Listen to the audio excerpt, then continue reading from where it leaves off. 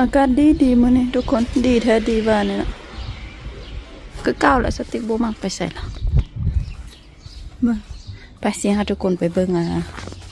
ส่วนหลังบ้านมีหยังได้มีมักไม้ออกแล้วบ่มักองุ่นเขียวเหรอ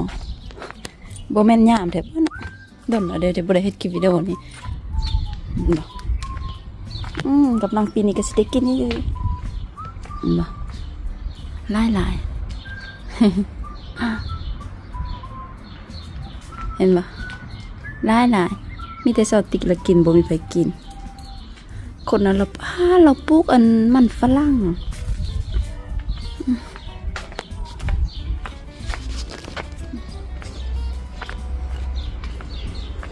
บ่มาปานนี้วะอากาศดี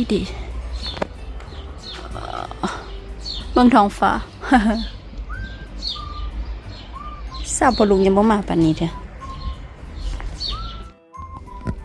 สบายดีทุกคนมานั่งอยู่ในทาลูกอากาศเย็นแต่มานั่งนี่อากาศดีมานั่งเฮ็ดคลิปวิดีโออยู่นี่จางปางตอนนี้4:30นแล้วสติบ่ได้ไปหับลูกวันนี้สตินั่งท่าอยู่นี่นะก็คือมื้อนี้สติเฮ็ดศีลสวรรค์มื้อก่อนสติเอาหมูเฮ็ดมันบ่เฮ็ดหมูเด็ดเดียวศีลสวรรค์นะหมูว่าซั่นซะแต่มื้อนี้สติเอาเนื้อเฮ็ดแต่ว่าสติก็ลองเฮียนใส่เตาอบซั่นซะตรงใดมันสิถึกเพราะว่าเตาอบสติกมันมีพัดลม1พัดลม2จังซี่ทับอีทับอีสติกลองเฮ็ดเอาใส่พัดลม1เราเปิด50เราเบิ่งอยู่หั่นแหละมันบ่ได้แล้วเธอได้สอนแล้วว่านั่นล่ะก็คือสรุปแล้วต้องเปิดพัดลมแห้งที่สุดเราเปิดไฟประมาณ50ปิ่นไปปิ่นมาใช้เวลาโดนนะเสียเวลาหลายเติบแล้วบัด10 นาทีสุดท้าย10บ่แม่น10 นาทีสุดท้ายประมาณ1 นาทีสุดท้ายสินะเฮาเปิด100ให้มันฮอดแฮมแล้วก็เอาออกโอเคก็ถือว่าได้เบิ่งมื้อแรกสติกสิถอดนะสติกคิดว่าสติกเห็นรถพวกสติกขี่กายพุ่นเพราะว่าปกติเท่าย่างไปนี่เนาะรถมันเป็นทางไปมันกลับมาบ่ได้ทางนี้กลับมาต้องได้โอไปเส้นนั้นสินะ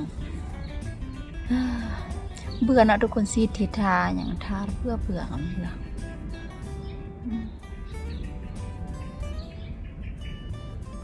ทาอย่างเนี้ยทาผงสิไปเหียนอย่าง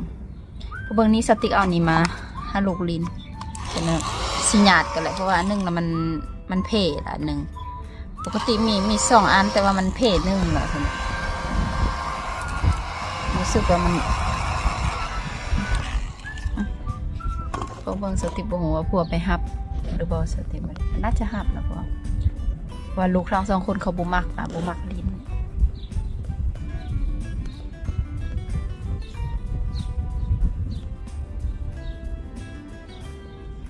มิจิลี่มั้ย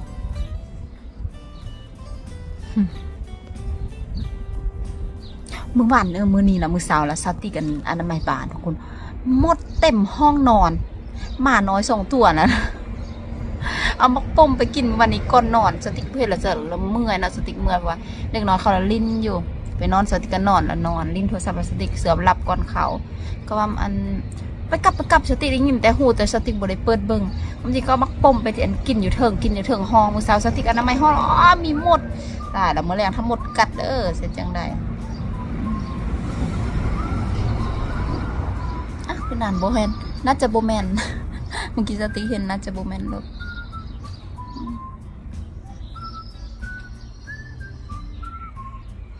พวกเบิ่งถ้าสติได้ไปเรียนสติบ่ฮู้สิเรียนหยังทุกคนสิไปเรียนภาษาฝรั่งเศสบ่เรียนภาษาฝรั่งเศสสิไปสอบสิ่งเอาไปประกาศB1 B2 แล้วหลังจากนั้นจะเรียนเบิ่งก่อนมันเว้าหยังก็บ่กล้าฟันธงหยังเขามีแต่ท่าอยู่ในท่าต้องไปลงกับที่ปรึกษาตอนนี้สติมีงบก็คือว่าสติเฮ็ดเวียงเนาะเฮ็ดเวียงเกือบ2 ปีแล้วสติก็มีงบอยู่ในมันมีบัญชีสำหรับคนที่เฮ็ดเวียงว่าซั่นคนที่สิได้ฟอร์มาชั่นมันมีเงิน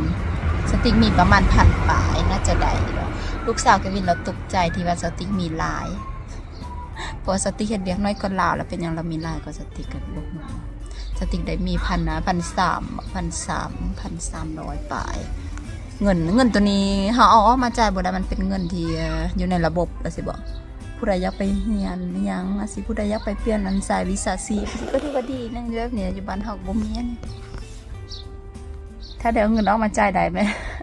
สิได้เงินจ่ายแต่บนมันบ่ได้มันเป็นเงินแบบ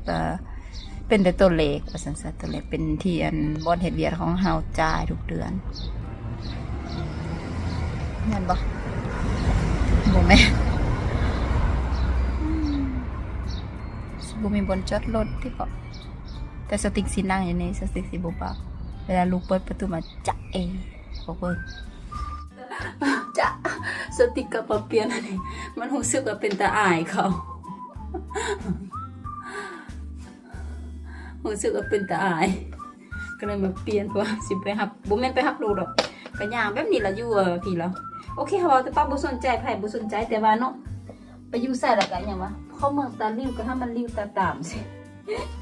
บ่สนใจแต่ก็สนใจแล้วเนี่ยค่ะก็แบบรู้สึกอายๆสินะ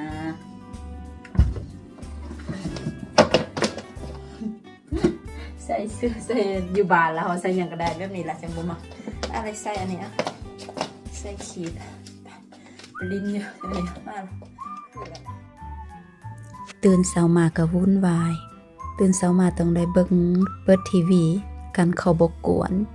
ถ้าบ่เปิดทีวีแล้วเฮ็ดหยังบ่ได้ใส่เสื้อผ้าก็บ่ได้ใส่เสื้อผ้าแล้วเตรียมตัวไปโรงเรียน บอกให้เว้าสบายดีนบดีดับหั่นแหละหลังจากตื่นมาบ่มีหยังหลายตอนเช้าตื่นมาหลังจากใส่เสื้อผ้ามาเบิ่งทีวีใส่เสื้อผ้ากินข้าวนั่นเบิ่งลูกชายบ่ทำมาไปใส่เสื้อผ้าเพราะว่าสติกบ่ได้ใส่เสื้อผ้าบอกว่าโอ้ยบ่ใส่เสื้อผ้าบ่ออกมาซั่นนะเป็นบ่ทุกคนลูกชาย5ปีเริ่มห่วงแม่เวลาแม่ใส่เสื้อผ้าแบบบ่เป็นตาเอาสินะแบบใส่สุดนอนลูกบ่ให้ออกไปใส่เวลาใส่เกือบแตะคือกันถ้าใส่เกือบแตะเพราะว่าสติกเป็นคนแบบบ่มักแต่งตัวสิแล้วทุกคนล่ะลูกชายล่ะสิมากวนลูกสาวได้บ่สนใจหยังแต่ลูกชายล่ะเป็นแบบคือพ่อมันเป๊ะต้องแบบคนฝรั่งเศสเป๊ะว่าซั่นต้องเป๊ะอีหยังก็ต้องเป๊ะเสื้อผ้าก็ต้องเป๊ะเสื้อผ้าหน้าผมเป๊ะบัดลูกสาวล่ะคือแม่บ่สนใจหยังถ้าละมื้อนี้คือกันสติกบ่ไปส่งลูกดอกส่วนหลายสติกสิไปรับแต่มื้อใดก็อันสัญญาลูกว่าสิไปรับตลอดแต่บ่ได้ไปตลอดมันเมื่อยทุกคนอย่าพักผ่อนเพราะว่าลูกสาวไออุกหมดคืนแล้วแบบนอนลูกสาวสติกนอนแล้วตื่น 4:00 นทุกมื้อทุกคนไอแล้วบัดนี้ไอแล้วมันนอนบ่ได้บัดนี้ถ้าทุกคนแบบมีวิธีใดแก้ให้ลูกแบบเศร้าไอบอกได้ทุกคนสติกซื้อซีโคมากินกับมันบ่ดีแน่ทุกคนสติกมาหาทุกคนเบิ่งหูหูที่สติกถ่ายนี่หูใหญ่ราคา1,800,000 1,800,000ป่ะเนาะแม่นน่าจะ1,800,000ก็บ่งามกรอบสีแดงราคา1,800,000อันใดแต่เจียได้แต่หูแล้วทุกคนเบิ่งสติกบ่เบิ่งเราแต่งหน้าสติกทุกคนสติกแบบเบิ่งเราศพอันนี้เราเขียนแบบเอ้ยเบิ่งล่ะคิ้วแล้วก็มีอันนึงหั่นอยู่ใส่นะอันนี้เด้สติกมื้อนั้นสติกไปทายหูหมดเงิน2 ล้านปลายนี่อันนี้ก็เบิ่งหน้าฮักเธอมาหน่อยแต่เบิ่งแล้วเป็นตาสัง คนนี้แหละกวนที่สุดแล้วกระดกบ่ฟังหยังอันนี้โหบอันนี้ใบละประมาณเท่าใดใบละ40บ่คนเดียว35คนเดียว35เบิ่งนะโหบนี่เอ้ยเป็นตาสัง เพิ่นยิ้มลูกชายลูกรอแม่ละฮุบเดียวละแม่น35ฮุบ2คนละประมาณเท่าใด40สติกชื่อว่าบ่ใกล้45นี่แหละโหเบิ่งล่ะบ่มักหน้าตัวเองเด้อมันคือเป็นจังได๋คือแต่สุบเบี่ยวจัง คนบ่เคยแต่งหน้านะมันละติละหน้าหักแล้วเด็กน้อย2ตัวนี่หมดเงินไปประมาณเท่าใดว่า2.4 ล้านบ่ฮะทั้งหูบน้อยหูบใหญ่นี่เบิ่งล่ะมาหน่อยเห็นบ่เหลื่อมเนาะเห็นแบบนี้เห็นดีเห็นป่ะ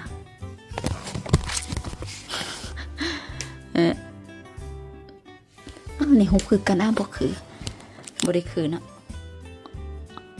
บ่คือ อันนี้สติ๊กเฮ็ดมือสุดท้ายสิกลับฝรั่งเศสได้นี่นะเฮ็ดไปครบครบแคบ